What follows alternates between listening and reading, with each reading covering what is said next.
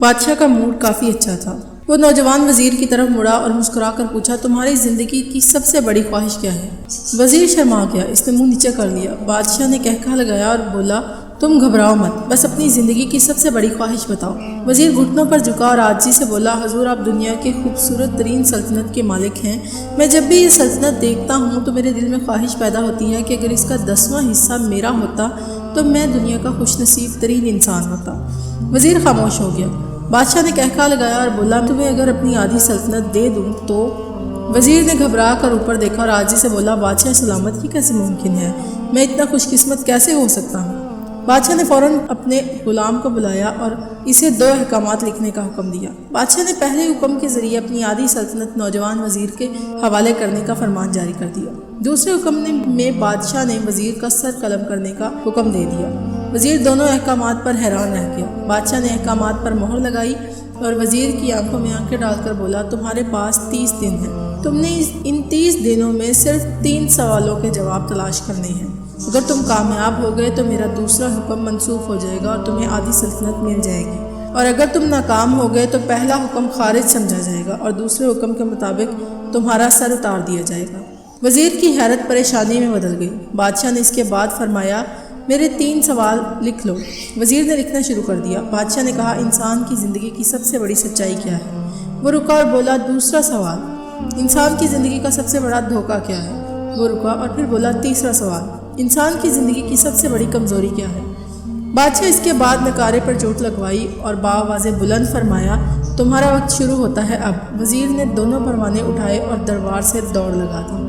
اس نے اس شام ملک بھر کے دانشور، ادیب، مفکر اور ذہین لوگ جمع کیے اور سوال ان کے سامنے رکھ دیے۔ ملک بھر کے دانشور ساری رات بحث کرتے رہے، لیکن وہ پہلے سوال پر ہی کوئی جواب نہ دے سکے۔ وزیر نے دوسرے دن دانشور بڑھا دیے، لیکن نتیجہ پھر وہی نکلا۔ وہ آنے والے دنوں میں لوگ بڑھاتا رہا، مگر اسے کوئی تسلی بخش جواب نہ مل سکا، یہاں تک کہ وہ مایوس ہو کر دارالحکومت سے باہر نکل گیا۔ وہ سوال اٹھا کر پورے ملک میں پھرا، مگر اس سے کوئی تسلی بخش جواب نہ مل سکا۔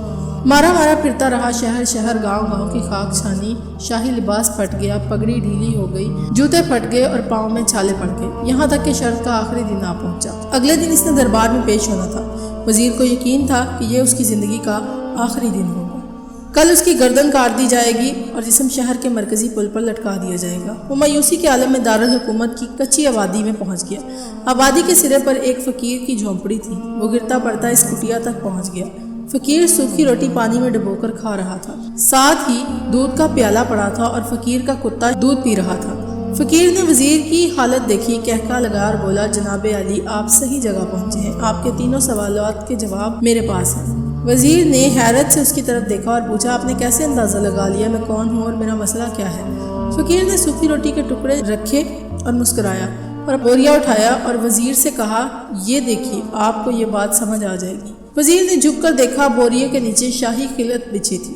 یہ وہ لباس تھا جو بادشاہ اپنے قریب ترین وزراء کو نہد کرتا تھا۔ فقیر نے کہا، جناب عالی، میں بھی اس سلطنت کا وزیر ہوتا تھا، میں نے بھی ایک بار آپ کی طرح بادشاہ سے شرط لگانے کی غلطی کر لی تھی، نتیجہ آپ خود دیکھ لیجئے۔ فقیر نے اس کے بعد سوکھی روٹی کا ٹکڑا اٹھایا اور دوبارہ پانی میں ڈبو کر کھانے لگا۔ وزیر نے دکھی دل سے پوچھا، کیا آپ بھی سوالوں کے جواب تلاش نہیں کر پائے؟